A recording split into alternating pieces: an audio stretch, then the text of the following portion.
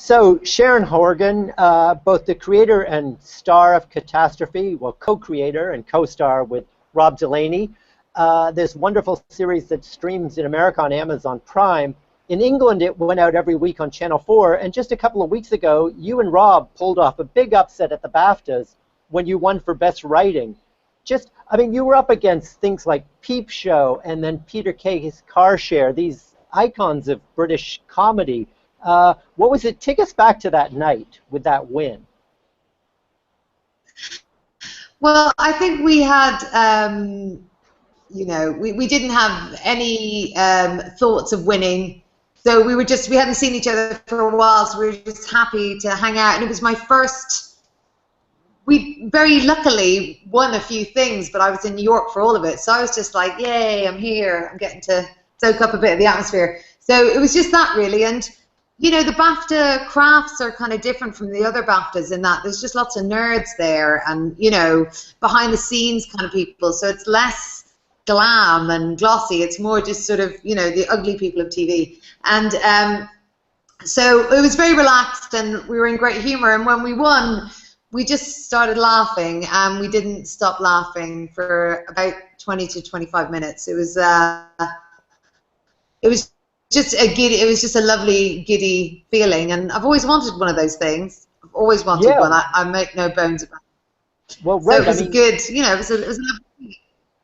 Well, for America, the other thing is, because we had both of our series, we made them both within the 1 year, so we didn't get to have another go. You know, they both were up for the same award, so I think that was an extra good thing because we knew we weren't going to get a chance the following year. We missed it by, you know, we missed out on the date. Well, and that's actually in America, the two series have been streamed separately, but they're both up for the Emmys at the same time. Those 12 episodes. Yeah. So it's the same sort of thing. Yeah. Yeah, it makes it seem like a normal length American show, it being 12. Because everyone's like, 6? What the hell? We can't call 6 a series. And we're like, well, we write it all ourselves. It's just us. So we should be allowed to get away with, you know, a smaller number. Yeah, 6 makes a lot of sense. But looking at the 12, you guys decided to submit the pilot for the Emmy category for writing and directing. Why the pilot? I mean, it was a very good choice, by the way. The pilots are always a really good way to go. But why did you decide on that one? Well, I think it was a little bit, I suppose you could say, tactical in a way, because we knew that when we submitted for the BAFTAs over here, we put in an episode from the second series, and it was right slap bang in the middle. And it was an episode we really loved and were proud of. And we thought it had a little bit of everything, you know, a bit of comedy, a bit of drama, a bit of emotion, a bit of pathos, a few knob gags.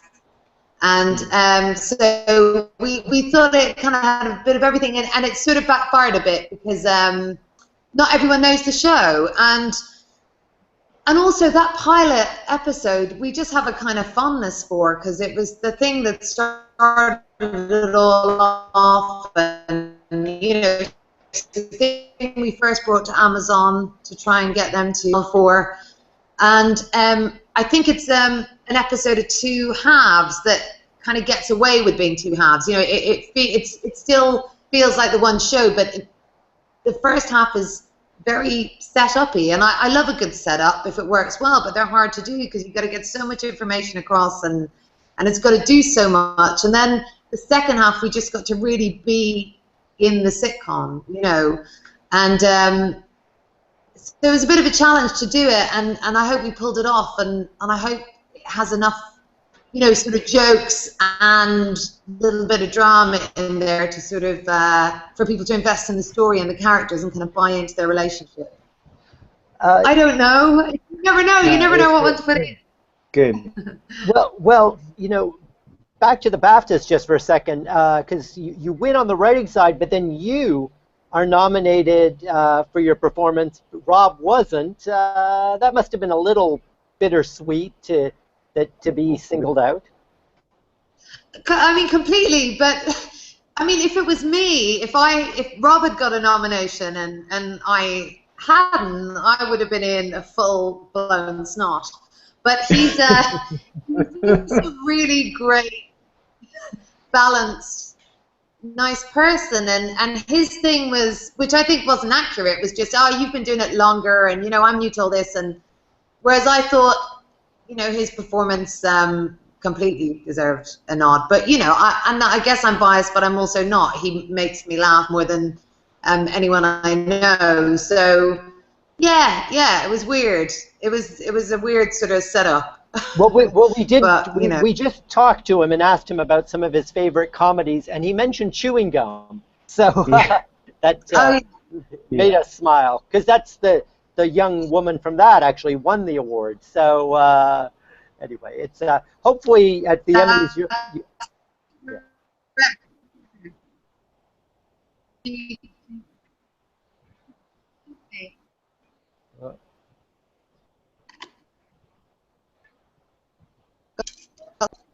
Can you hear me? Yes, we just lost you for a minute. Have you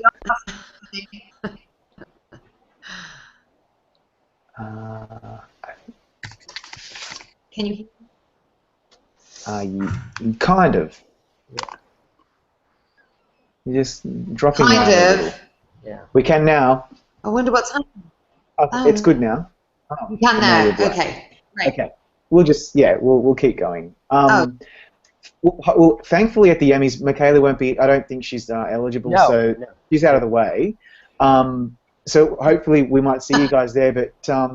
What we didn't get to ask Rob a couple of hours ago was something that I think it would be nice for people who aren't aware. How did this show come about? What was the genesis of you and Rob working together?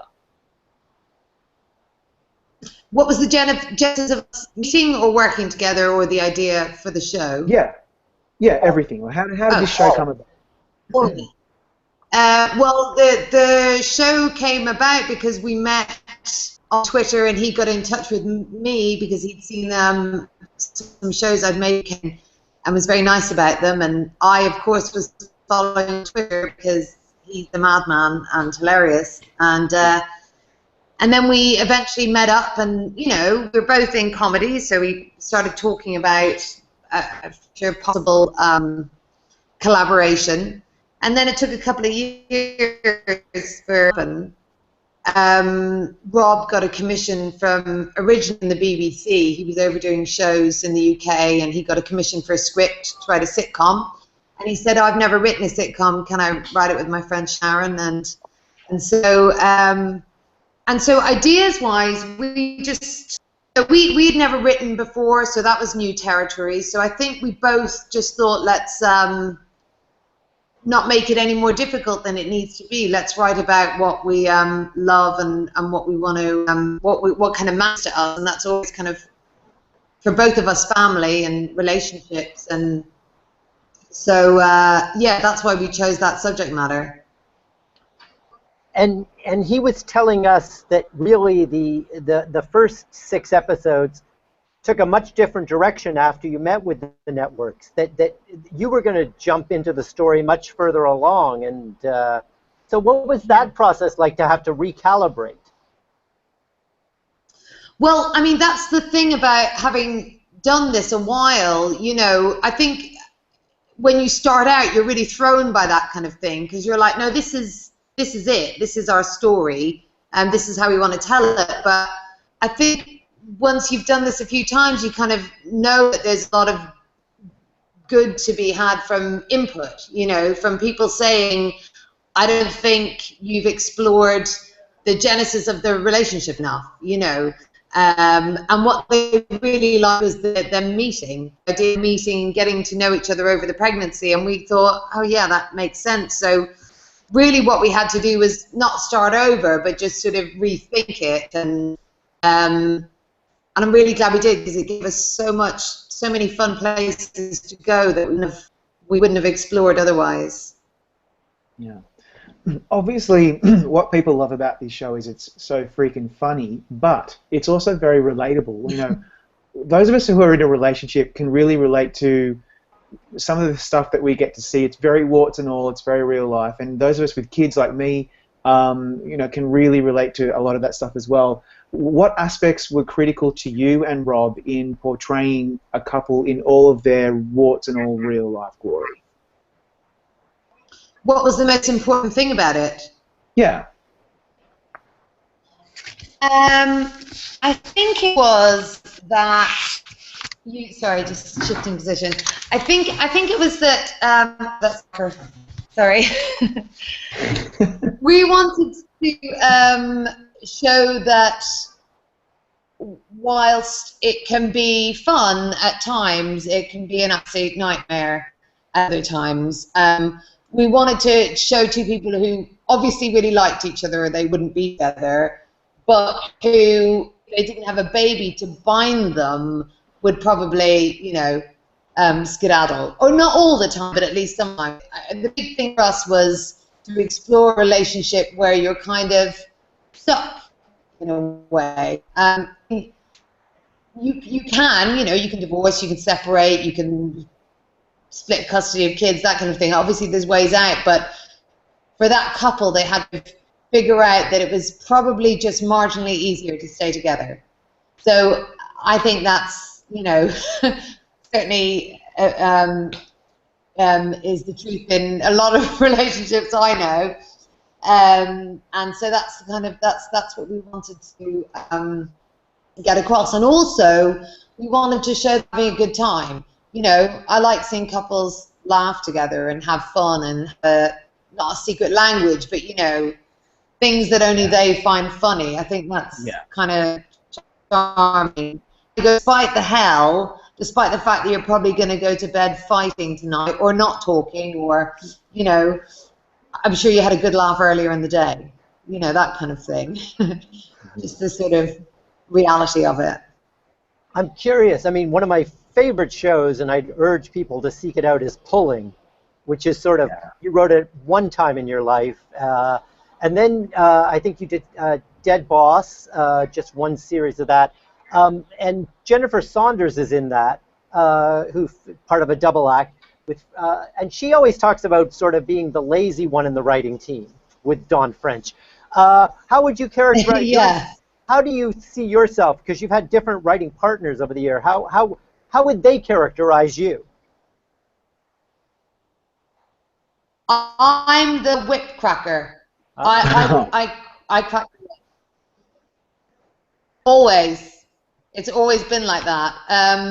I don't know why that is. I mean, certainly I can be lazy in my life. I haven't hoovered this house, for example, in months. But I'm very good in a writing and writer's room scenario to just keep it going, because I know the work has to be done, and I'm not a procrastinator. So if I know it has to be done, then let's just get stuck in.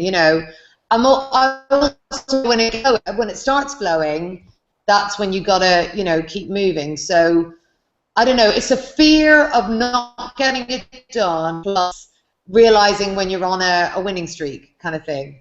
So yeah, that's all I do. I mean, I won't even go for lunch. One of my writing partners, Dennis Kelly, when we wrote Pulling, he loves a lunch. All he wants to do is go for lunch. And I won't let him. I mean, I'll let him buy food. He can imbibe it, but I'm like, eat it at your desk. And all he wants to do is go to a restaurant and have a burger. And I just, I just think that's the death of a writing day. That's never going to work out for me. So, but it's good. Someone's got to do it. Someone's got to crack the whip. Yeah, you have to. Otherwise, it would just be a disaster. You'd never get anything done. For season 2, it was so smart for you guys to set it quite a bit after the end of season 1. And Sharon is still pregnant, but with baby number 2, and we slowly learn about what happened with their first kid and the dramas that they went through. It was really smart, really, really smart. What was the thinking behind it, though? Was there any concern that there might have been too much of a gap? Oh, I mean, there was concern about the gap in a weird way, because the shows came out so close together, I was like, will people invest in the idea of a time jump? I've never put out a show so quickly, you know, off the back of the last one. So I was just sort of mental adjustment.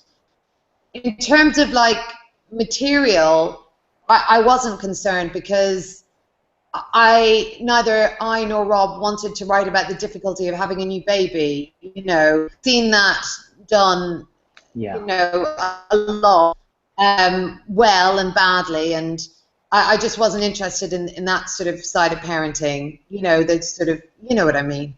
So we were much interested in a couple further along the line with, you know, years to fall out of love and years to, you know, love each other more and hate each other more, and 2 kids, like the full, like they say, catastrophe. So I wasn't worried about material. It was just an audience making the leap. And I don't know if Rob said, but that was our very first episode plan. Our plan was for them to get together very quickly for our pilot episode and then to be slap bang in the middle of their lives. So it was just this time jump that we'd always planned. But luckily the people at Channel 4 suggested we spend a series getting to know them during the pregnancy, which is why we waited until series 2 to do it. But yeah, we'd always plan a fight at the beginning of episode 2 and him storming off and coming back and the full lurid sex with the kid walking in. That was already was kind of written. So good. Yeah. And that, what about that Ben Taylor directs all of the episodes? And like I was saying to Rob, it almost feels like each one's, in a way, a feature film. There's this kind of unifying theme throughout. Was that sort of, was he on board from the beginning, or Ben? Yes. Yeah. He's, I need to get some power from my laptop. I hope I'm not going to lose you. He was on board from the beginning. I'd done a pilot in the US for ABC, and we just worked really well together, and I loved his, I just loved his style and his voice, and he's just very easy, and he's very good with actors. Actors love him. And but we decided to, is this okay up here? Can you hear me okay? Yeah, sure. He was always going to direct all the episodes, because that's how you do it. But yeah, I love that you say they seem like mini sort of features, because I think the great thing about Ben and why he nominated for a BAFTA for directing when no other comedy director has ever been nominated for a BAFTA for directing, it's because he cares how it looks. You know, it's not, I mean, it's all about the performance, all about the comedy, but he just has great scale. You know, he's great at sort of bringing scale to the smallest of scene ideas, and I think that sort of fed into it a bit, because people don't expect their comedy to look full. You know, I mean, I know it's different now with Transparent, and you know, people have really sort of upped the bar. God, I'm out of breath from walking upstairs. That's okay. Take your head. But you know, I think that definitely feels like part of the thing, and I guess it's also because each of them are mini stories, even though it's very serialized. You know, I mean, it's as serialized as you can get. It's a pregnancy that goes from A to Z. They're also very episodic. You know, you could sort of dip in and out, mini story-wise. So, but we were very lucky to get Ben, and we know we're very lucky. So we've got him by the balls now, and we're not letting go. We're kind of forcing him to stick with the show even throughout season 3. You know, hopefully he's not going anywhere. Let's talk about season 3. Can I just be a little bit rude? And can you please hurry up? I'm desperate. I need you to make season 3 like now. Would that be possible? Well, we're really trying. In fact, I was writing it just before you guys called, so I'm doing my best. Great. Thank God. I'm Rob doing his best. And as soon as we get our sort of first drafts done and get stuck into the rewriting, I think it'll come together. We're planning to shoot in November, which sounds a little way off, but like I said, it's just the 2 of us, and you know, we got families and other shit going on, and but we're you know, as much as it killed us to make those 2 series one after the other, it was a real pleasure and privilege as well. You know, it was ridiculous to get to play those characters for that amount of the year. I really didn't want to go back to me. I was like, oh, I'll just stay here. I'll just be there. Yeah. This is easy. Well, but no, we're on it now. Good. Thank God. Right, because I mean, you're both so in demand. I mean, you're just, I think, probably finishing up the new Sarah Jessica Parker show that you created, and you led the writing room on that, Yeah. Divorce. You've got a production company. Yeah.